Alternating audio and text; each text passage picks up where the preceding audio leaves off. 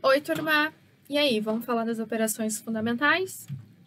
Então, só para a gente recapitular bem rapidinho sobre os números. Nós temos os números naturais, que são os representados ali pela letra N.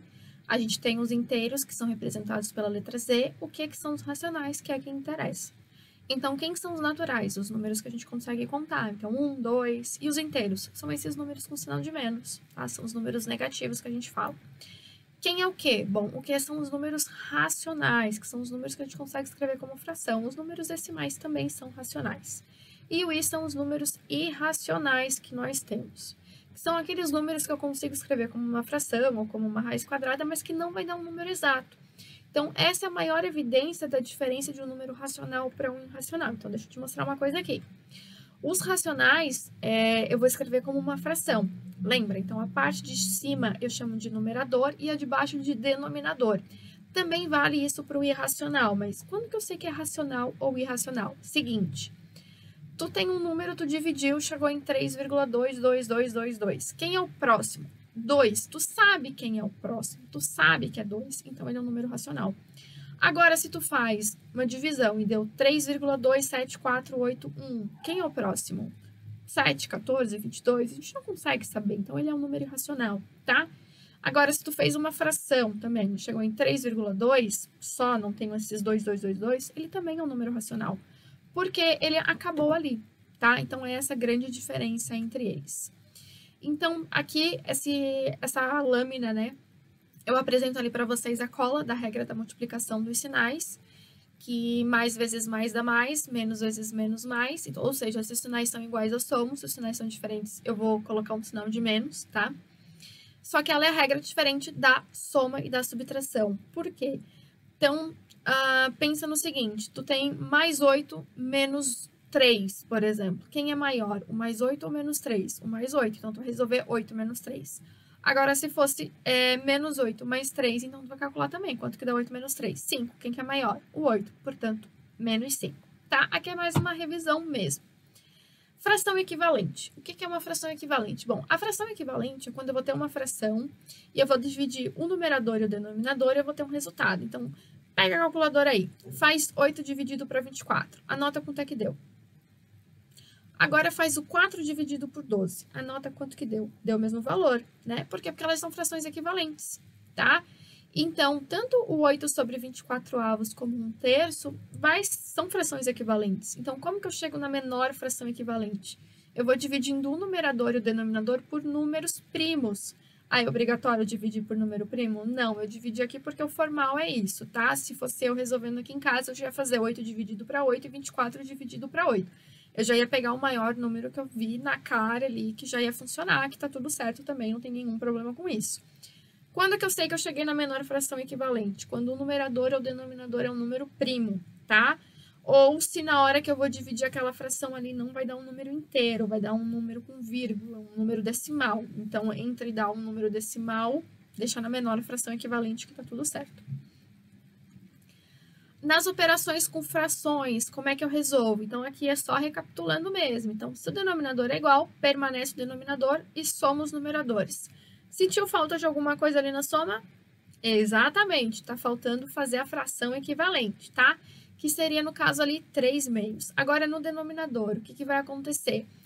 Denominador é igual, eu vou só subtrair os numeradores. Então, é a mesma ideia na soma e na subtração quando o denominador é igual. Permanece o denominador e só opera com o numerador e chega na menor fração equivalente, tá? E quando o denominador é diferente? Eu posso fazer um mínimo múltiplo comum, que aí eu vou deixar um link de uma outra pessoa fazendo esse cálculo com vocês, tá? Ou eu posso fazer pelo método da borboleta. Então, como é que funciona o método da borboleta? Então, tá vendo que tem ali, ó, escrito 1/4 menos 3/5? Então, como que eu vou resolver isso? Eu faço o seguinte, eu vou pegar sempre da esquerda para a direita. Então, quanto que dá 1 vezes 5? 5. Então, tá vendo que lá na anteninha da borboleta eu anotei o 5? Então, é do 1 vezes o 5. E quanto é que vai dar 4 vezes menos 3? Ó, porque eu tô indo de novo da esquerda para a direita, só que de baixo para cima. Então, quanto que dá 4 vezes menos 3? Menos 12. Por isso que na outra anteninha tá usando menos 12. Quanto é que dá 5 menos 12? Menos 7. Por isso que a resposta lá tá menos 7. O que eu faço com o denominador? Multiplico. Quanto é que dá 4 vezes 5? 20. Então, ficou menos 7 sobre 20avos. O problema do método da borboleta é porque, às vezes, eu não vou chegar na menor fração equivalente. O que eu vou ter que fazer? Vou ter que ficar simplificando até chegar na menor fração equivalente possível. Essa parte aqui do slide, ele mostra certinho, então eu faço ali da esquerda para a direita, né, de cima para baixo. Anoto na anteninha quanto que vai dar, depois faço a segunda parte, multiplico o denominador e monto toda a borboletinha ali e vou chegar no resultado, tá? E quando o denominador é diferente, ali eu tenho que arrumar, o denominador é diferente, tá? E eu quero fazer uma multiplicação ou uma divisão. Então, se o denominador é igual ou diferente, o jeito de fazer é igual, não vai mudar. Então, se eu tenho 1/2 vezes 3/4, eu vou pensar o seguinte, eu vou multiplicar linha com linha. Então, numerador com numerador e denominador com denominador. Lá no final deu 3/8. Dá para simplificar? Simplifica. Não deu, tá tudo certo. E como é que eu faço a divisão? Então, a divisão, quando eu tenho no numerador uma fração e no denominador outra fração, eu permaneço com a primeira fração, que é a fração do numerador. Já a fração do denominador, eu vou multiplicar ela pelo inverso. Então, o que é o inverso? Então, pensa assim, ó, eu tenho ali, ó, 1/2 e 3/4. Então, eu vou fazer o quê? 4/3 e vou fazer uma multiplicação normal. Linha com linha. Ali eu cheguei em 4/6, tá faltando o quê?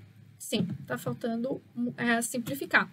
Então, olha ali o quadro verde com as aspas. Então, como é que a gente fala essa divisão? Então, como que eu calculo a divisão? Eu permaneço a primeira fração e eu multiplico pelo inverso da segunda. O que é o inverso de um número fracionário? Troca numerador com denominador. Então, quem é numerador vira denominador, quem está em cima vai para baixo, quem está embaixo vai para cima. Só troca ali, tá? Já uma potência e uma radiciação, na potência eu vou pegar o numerador e vou elevar ao quadrado, o denominador eu vou levar ao quadrado também. Bem simples, não tem problema nenhum. Na radiciação, outra coisa, se na potência fica mais fácil de dividir 4/3, vamos supor que é 4/2, então faz já 2 ao quadrado que vai ficar mais fácil para resolver, tá? Como no caso é 4/3, pega o 4 e eleva ao quadrado, e o 3 eleva ao quadrado também. Já na radiciação, é a mesma ideia. Então, vamos supor que ali fosse, tu resolvesse aquela fração ali, desse 4. Então, a resposta já é raiz de 4, que seria o 2. Como não? Tu faz raiz de 25, que tu sabe que dá exata, raiz de 36, que sabe da exata. Se 25 não desse uma raiz exata, tem que eu pensar no outro jeito, que é dividir primeiro aquela fração para depois tirar a raiz, que normalmente é o que resolve. Mas como é que eu faço de uma fração virar um número decimal? Dividindo, bem simples. Então, o primeiro exemplo que eu coloquei para vocês ali é o 2/5, né? Então, como é que eu vou fazer 2/5? Então, bom, eu vou fazer 2 dividido por 5. Dá para resolver?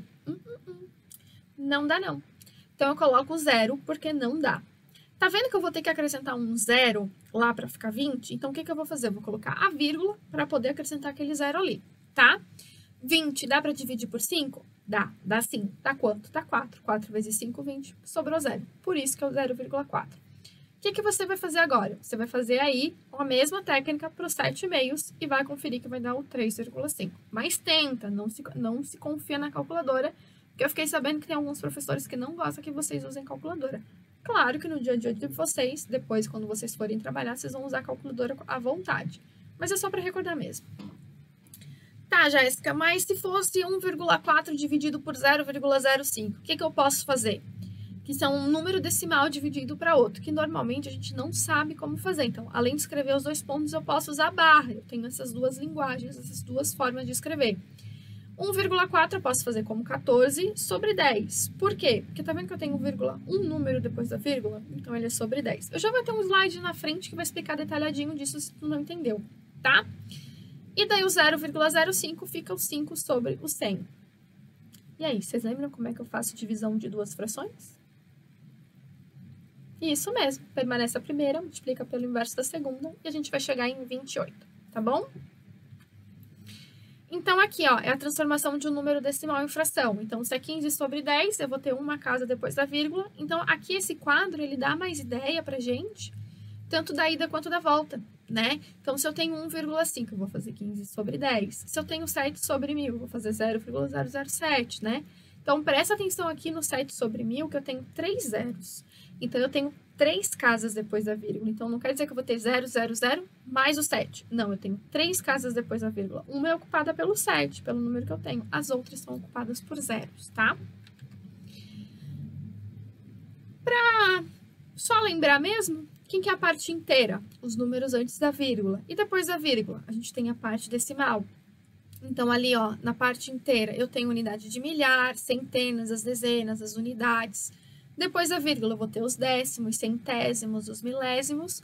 Mas a gente não precisa se preocupar, porque aqui é só mais um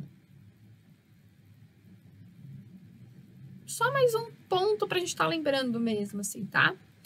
Como que eu faço as operações com números decimais? Bom, vírgula embaixo de vírgula e eu respeito. Então, se fosse 0,6 mais 1,1, eu só ia fazer 1,0. Então, quando tá faltando, tá com um buraco, eu acrescento um 0 e tá tudo certo. Subtração, mesma coisa, vírgula embaixo de vírgula. E na multiplicação, mesma coisa. Não é a mesma coisa, não. Por que não é a mesma coisa? Porque na multiplicação, quando tu tem o 3,25 que tu vai multiplicar pelo 4, tu vai fazer o 4 vezes 5, né? Aí a parte decimal vai lá em cima, tu coloca a unidade, tá? Vai fazendo. Aí no final tu não vai chegar em 13.000, tu multiplica como se não tivesse vírgula, nesse sentido, tá? Multiplica como se fosse uma multiplicação normal, sem vírgula nenhuma. Chegou no resultado, tu vai fazer o quê? Tá 3,2 números depois da vírgula. Então, tu vai pegar o número do resultado e vai voltar 2 casas. Daí, tu vai colocar vírgula depois daquela segunda casa. Então, se fosse vírgula 3 números, tinha que ter 3 números depois da vírgula, tá? É só essa ideia mesmo.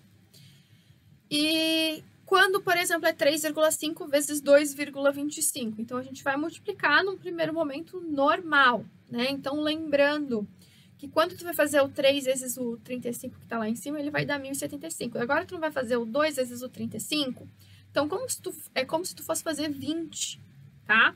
Então, me embananei, peraí.